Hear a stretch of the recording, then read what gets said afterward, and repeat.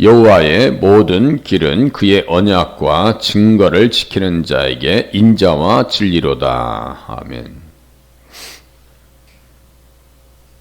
예수님 안에서 성경을 보면 되게 내용이 많고요. 본문에서 예수님을 발견하지 못하면 내용은 축소됩니다. 그래서 계속 제가 알파벳 실하이 가지고 이 파란 색깔로 해놨어요. 카프라고 하는 자음입니다. 그래서 11번째 자음 카프가 써 있어 가지고 모든이라고 할 때 이 콜이라고 하는 단어 속에서 카프라고 하는 단어를 통해서 지금 자음 11번째 자음으로 시작되는 그러한 성경 구절입니다. 그래서 여기에서 다른 생각을 하지 못하도록 쐐기 효과를 받는데 여기 보세요. 요한복음 1장 17절을 딱 관주를 해놨어요. 인자와 진리로다. 그래서 이 말씀이 무슨 효과가 있어요? 쐐기 효과가 있다 그랬어요. 쐐기 효과라는 것은 뭐예요? 다른 생각을 하지 못하게 한다. 이게. 다른 생각을 하지 못하게 한다. 예수님만 생각하고 이 본문을 보라고 이거예요.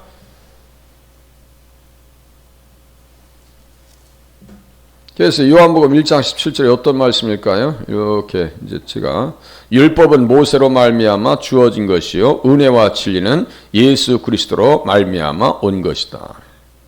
은혜와 진리, 인자와 진리 이렇게 놓고 이제 예수님만 생각하고 성경을 풀어라라고 하는 의미로 이 본문을 이제 접근하면 되는 거예요. 주님의 모든 길은 자비와 진리입니다. 예수님이 가신 길은 선하고 친절한 길이며 그의 약속에 대한 진실함과 신실함의 길이었습니다. 이 길을 주님께서는 그의 백성들이 걷기를 바랐습니다. 이것들은 선하고 은혜롭고 옳고 바른 길이다. 바른 길은 뭐 복음의 길이라고 말씀드렸어요. 바른 길이다. 하나님의 백성들이 바른 길을 따라가야지. 엘리에셀이 아브라함을 얘기할 때 바른 길을 따랐다라고 그래요. 요담이 바른 길을 따를 때 강성해졌다고 그랬어요. 이사야서 57장 2절에 보면 천국 가는 사람들이 바른 길을 간다. 일찍 부름 받는다 할지라도 또 다윗이 솔로몬에게 바른 길을 가야 된다라고 가르쳐 줬어요. 그런데 그것을 담을 수 있는 믿음이 없으니까 문제죠. 항상 그것이 문제예요. 신앙생활을 하지 못하는 것은 말씀을 받고 따라가지 못하기 때문에 무너지는 거예요. 그래서 그의 계명은 힘들지 않고 바른 길을 가려면 뭐 해야 돼요? 언약과 증거. 이게 증거가 계명이지 뭐예요. 다른 얘기 아닙니다.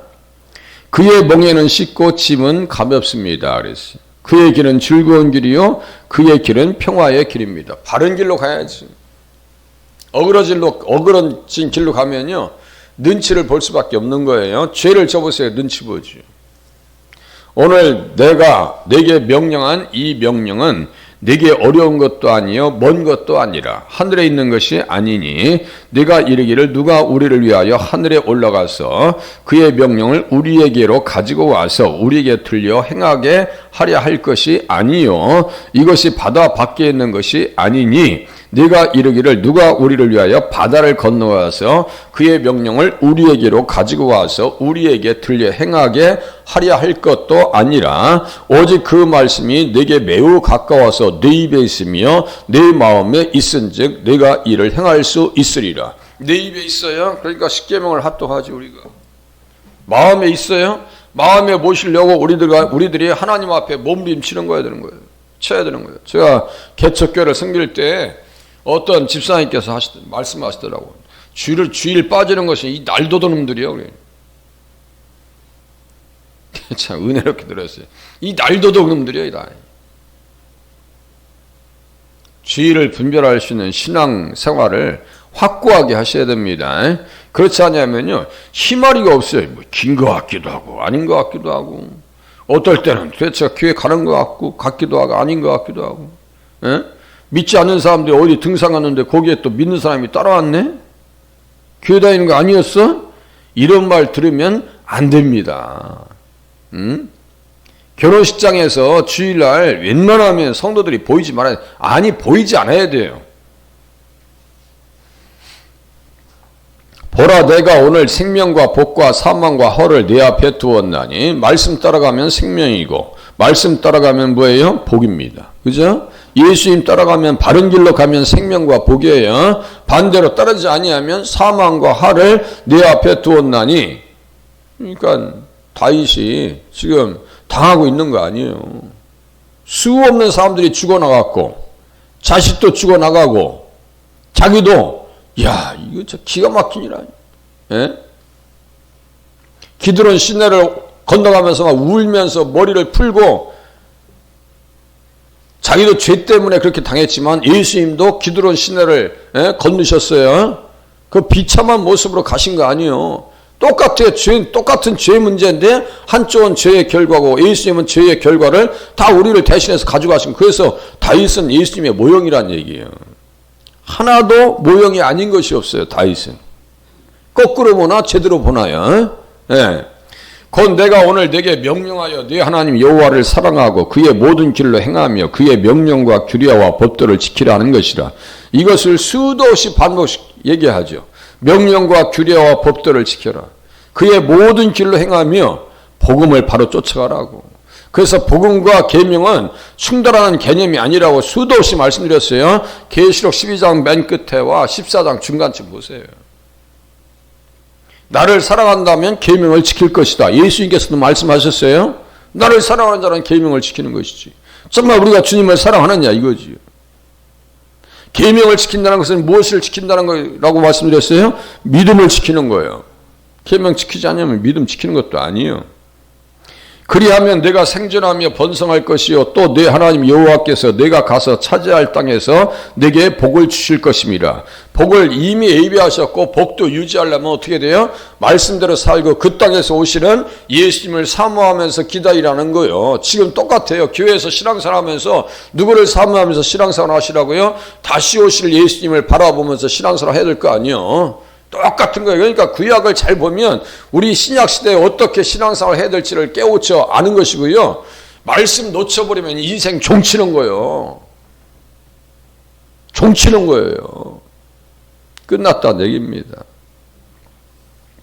그래서 주님의 모든 길은 자비와 진리입니다. 그의 아들을 보내어서 그들을 위해서 죽게 하기로 결정하신 것은 우리 하나님의 무한하신 인자하심에서 나온 것입니다. 이제 예수님 얘기 안 할 수가 없는 거예요. 쐐기 효과가 있다고 했어요.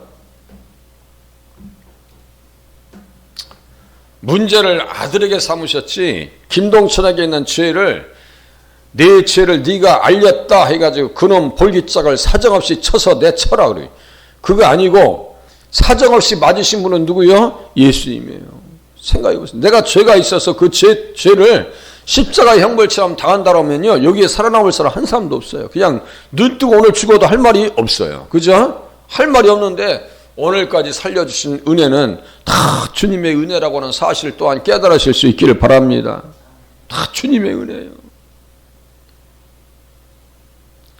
그들을 하나님의 은혜로 부르시고 하나님의 가족, 권속, 아브라함의 권속, 너희들은 손이 아니야. 외인도 아니요.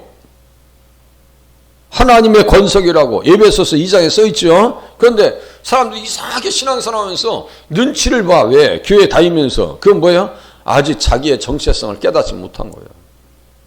내가 어딜 가라고. 이전도 신앙이 되셔야지. 잘 봐가지고 마음에 들면 다니고 마음에 안 들면 홀랑 또 그냥 가버려야지. 이건 아니에요. 내가 집에 들어가면서 눈치 보는 사람 한 사람도 없어요. 이 내 집인데 누가 이상한 사람 들어오면 그 사람 나가라고 그러지. 내가 내쫓아야지.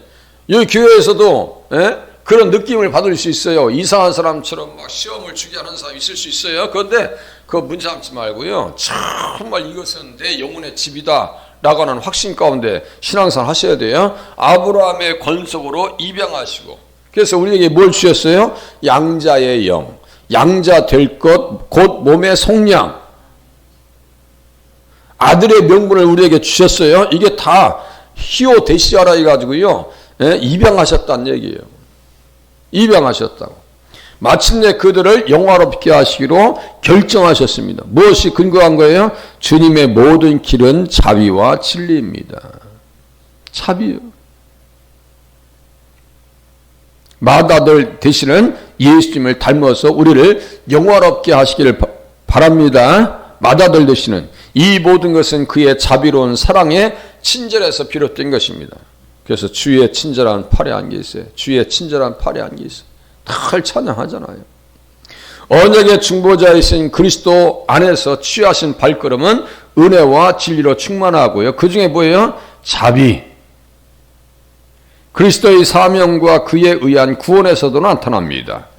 전에는 우리도 다 그 가운데서 우리 육체의 욕심을 따라 치내며 육체와 마음에 원하는 것을 하여 다른 이들과 같이 본질상 진노의 자녀이었더니 긍휼이 풍성하신 하나님이 우리를 사랑하신 그 큰 사랑을 인하여 허물로 죽은 우리를 그리스도와 함께 살리셨다. 구원에서 하나님의 구원의 과정과 예수님의 십자가의 사명 가운데서 이 인자와 진리가 나타난다고요. 그리스도와 함께 죽었어요. 그리스도와 함께 살았습니다. 허물로 죽은 우리를 그리스도와 함께 살리셨어요. 너희는 은혜로 구원을 받은 것이라. 이것을 깨닫는 사람은 십자가가 너무너무 감사한 것이고 깨닫지 못하는 사람은 십자가의 은혜를 헤아리질 못합니다. 마치 부모님이 나를 위해서 고생하시고 키워내신 것처럼 그것을 아는 사람은 효자가 되는 것이고 모르는 사람은 폐륜화가 되는 거예요. 예전에 그랬죠. 한의사 되시는 분이 자식을 미국에 유학 보냈어요. 다 가르쳐놨어요. 나중에 이놈이 부모님을 죽였네. 그런 폐륜이 없어요. 아버지는 자식 하나 잘되게 하려고 자식 하나 잘되게 하려고 그 돈을 벌어서 다 투자해놨더니 이놈이 다 망가져가지고 부모님을 죽여? 그게 그 사람의 문제가 아니에요. 아들을 죽였으니까 결국 누구요? 나도 그런 사람 중에 하나다 이거예요. 그러니까 내가 잘 살아야 돼요? 못 살아야 돼요? 잘 사는 정도가 아니라요. 정말 주님 은혜 너무너무 감사합니다. 나를 살려주셔서 감사합니다. 그래서 인자와 진리로다 해놓고 시옷자 써놓고 요한복음 1장 17절 써놨다고 했어요. 율법은 모세로 말미암아 주어진 것이요 은혜와 진리는 예수 그리스도로 말미암아 온 것이라. 그러니까 다른 이야기를 할 수 없게끔 자시요 쐐기 효과 다 못을 박아놨다고요. 절대로 딴 얘기하지 마. 예수 얘기해야지. 성경 읽어놓고 예수님 얘기해야지. 딴 얘기하지. 너 얘기도 하지 마. 철학자 얘기도 하지 마. 맹자왈 공자왈도 하지 마. 그것도 하지 마. 한동안 쉐마 학습법이라 해서 세미나 우리 노예에서도 한번 초청해서 했었어요. 근데 맹자왈 공자왈 해가지고 또 가르치는데 교회에서 가르칠 것도 지금 시간 없어서 난리인데 지금 그걸 맹자왈 공자왈 하고 있어 지금. 의도는 알아요. 의도는 아이들을 예의 바르게 키워야 된다는 의도는 아는데요. 그게 본질이 아니란 말이에요. 교회는 지금 10절도 다 지금 못 다루겠는데 지금. 그 안에서 너희도 진리의 말씀 곧 너희의 구원의 복음을 듣고 그 안에서 또한 믿어 약속의 성령으로 인치심을 받았으니 이렇게 써 있어요. 인치심을 받았대요. 따라서 자비와 진실은 둘 다 그리스도 안에서 만납니다. 칭의와 죄 용서에서 하나님의 인자하심이 구체적으로 실체적으로 나타납니다. 우리의 죄를 용서해 주세요. 하나님의 자비와 인자요. 문제를 삼았으면 우리는 벌써 죽어야 한다 했죠? 벌써 없어졌어야 되는 거예요. 여기 있으면 안 되는 거예요. 원래 지옥 갔어야 되는 거예요. 그래도 시대를 잘 만나서 예수 잘 믿는 시대를 살아갈 수 있도록 해주셔서 감사하고요. 더 감사한 것은 북한에서 태어나지 아니하고 남한에서 태어나서 이렇게 좋은 환경 속에서 신앙생활 할 수 있어서 더 감사하실 수 있기를 바랍니다. 참 북한에 있는 성도들한테는 미안한 얘기죠. 김준호 목사님께서 말씀드렸죠. 북한에 가서 평양 가서 있는데 거리를 갖고 있는데 보안대로 보안대 이런 사람들 옆에 항상 붙어 다니는데 살짝 떨어졌대. 일부러 자기가 떨어졌대요. 떨어졌는데 어떤 할머니가 와서 김준호 목사님 귀에다 대고 할렐루야. 그 말 듣는데 그렇게 눈물이 나더라는 거예요. 그렇게 눈물이 나더라는 거예요. 북한에 봉수교회 있죠? 그거 다 가짜입니다. 십자가 다 놓고 다 가짜예요. 그런데도 그 교회를 사모하는 사람들이 주변을 서성인다는 거예요. 그 교회를 사모하는 사람들이. 우리는 좋은 환경 속에서 신앙생활하고 지금 뭐 추워도 온풍기 돌아오고 있잖아요. 그렇게 춥지 않아요? 네, 어떤 때 보면 주일날 보면 어떤 권사님 막 이렇게 부채질하면서 예배드려. 네. 나는 추운데 권사님 선풍기 틀어놓고 예배드리래 또. 그러니까 참 우리가 좋은 시대 만났습니다. 보세요. 그의 언약과 증거들을 지키는 자들에게, 그러니까 우리들은 뭐 해야 돼요? 이것들은 복음과 관련된 언약과 율법의 계명들, 명령과 법도들을 의미하는 것으로 때로는 하나님의 증거들이라고 불리우는 것입니다. 그러니까 증거 써있죠. 증거. 계속 반복해서 얘기했다. 다시 말하다. 경고하다. 강하게 말하다. 훈계하다. 계속. 그러니까요. 신앙교육은요. 반복입니다. 그러니까 그 다 아는 말씀 천만의 말씀이요.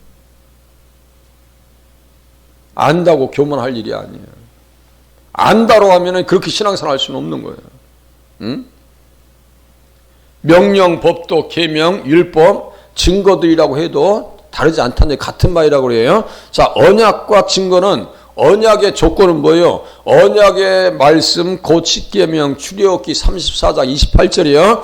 언약 백성들에게 지켜야 될 것이 뭐 있어요? 계명, 명령, 법도, 율법이에요. 그래서 열왕기상 2장 3절을 또 써놓은 거예요. 그것들은 복음을 위해서 행해져야 할 의무와 뜻이 무엇인지를 증거하기 때문입니다. 복음을 위해서 무엇을 해야 되는가? 어떤 행동과 액션을 취해야 될 것인가? 따라서 율법과 계명과 증거들을 지켜야 믿음을 지키는 것이 되며 이것은 구원받은 자들의 높은 특권이기도 합니다. 특권, 아주 특별한 의식. 이 특권이에요. 서양 사람들한테 지키라고 안 해요. 교회 다니는 사람들이 지켜야지. 아브라함이 어떻게 했어요? 아브라함은 바른 길을 갔다고 그랬어요. 창세기 24장 처음에 제가 말씀드렸어요. 엘리에셀이 바른 길로 갔다. 우리 아브라함은 그렇게 얘기합니다. 그러면 이는 아브라함이 내 말을 순종하고 내 명령과 내 계명과 율례와 법도를 지켰습니다. 천하 만민이 복을 받으리라. 네 자손으로 말미암아 천하 만민이 복을 받으리라. 갈라디아서 3장 16절, 요한복음 3장 16절과 더불어서 갈라디아서 3장 16절은 외우셔야 됩니다. 그 자손은 곧 누구라고요? 그리스도라고.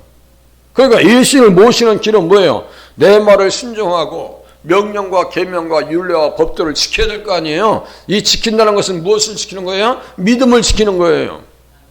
복을 지키는 것이고. 소 잃고 외양간 고치는 식으로 신앙생활 하면 안 되고요. 정말 미리미리.